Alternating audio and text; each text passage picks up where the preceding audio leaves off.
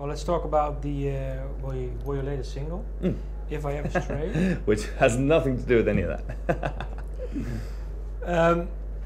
But what started the song?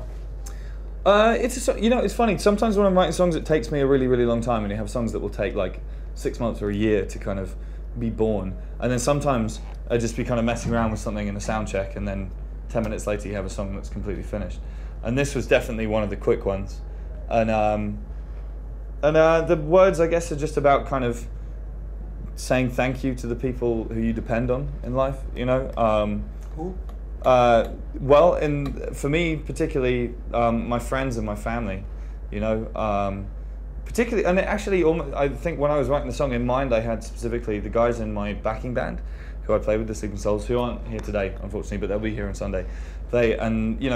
I travel around with the world with those guys, and they work really hard, and we play together, and we live together, and we eat together, and we sleep together, and it's my name on the posters and stuff, and that's kind of, that's how I set it up, and that's how I want it to be. But at the same time, I need to say thank you to those guys for what they do, because they help me out a lot. So it's kind of for them. But do they know the song is about them? Kind of. We're way too English to talk about that kind of thing openly. We all just stand around and shake hands and go, yes, like that, and that's it. But if they know, would they be happy?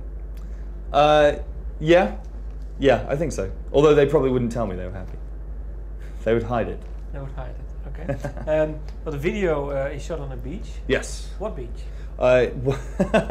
Okay, right. So I know that it's my fault for writing a song that says in the lyrics, "Throw me in the water." So when we were doing the video, every single idea that anyone gave me for the video involved me being in the water. And I was, it was like, okay, cool, fine. I picked the one that I liked, and I was thinking, we're going to shoot this in Greece, or maybe the Caribbean or something. But then the problem is that my tour schedule is really heavy, and the only day we had to shoot it was one day off before I did a show in Newcastle, which is in the northeast of England. So we shot it on a beach called Bamba Beach, which is nearly in Scotland, and it's fucking freezing, and I had to spend all day sat in the water, not even wearing a jacket, with no shoes on, and just, it was no fun. Well, the song title is "If I Ever Stray." What does it mean? Will you stray, or maybe, I don't know. It just, I think it means that if ever I stray, it's if I start kind of betraying my principles, if I start being somebody other than the person who I used to be. I guess in a way, part of that line particularly is about, as I find it difficult to find the right words for this without sounding like an asshole. But as I get more successful in my music, I suppose, I guess I'm trying to say, a lot of people in these situations, it's easy, I suppose, for some people to kind of disappear up their own arse, do you know what I mean, and become very arrogant and all that kind of thing. And do you have an example? Not that I'm going to name on camera, no. I learned the hard way about that one. That was a good try though. And I don't want to. I like to think that I'm not one of those people now, and I hope I don't become one of those people in time. And if you will become one, then I have a long queue of friends who are ready to kick me in the balls, and it's not even like they will do it kind of out of a sense of duty, because they need to. They're all excited about it. They're looking forward to the day they get to kick me in the balls. Okay.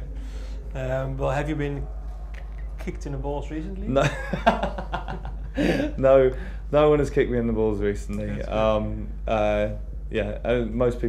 Most of my friends seem to agree that I'm doing okay so far.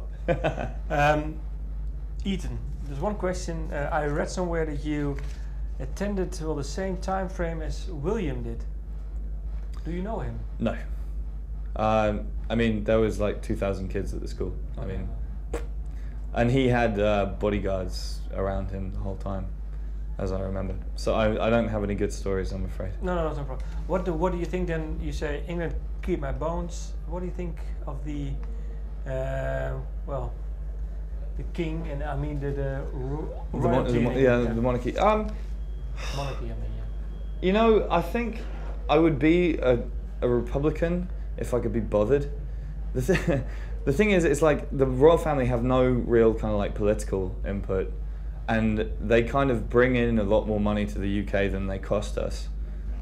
You know what I mean? So if I was designing a system from the beginning, I wouldn't include a monarchy, but now I just don't really care enough. Do you know what I mean? I think there are many more things that I would change before I got too excited about the monarchy, you know? Okay, last question then. If you have to pick one girl, would it be Kate or Pippa?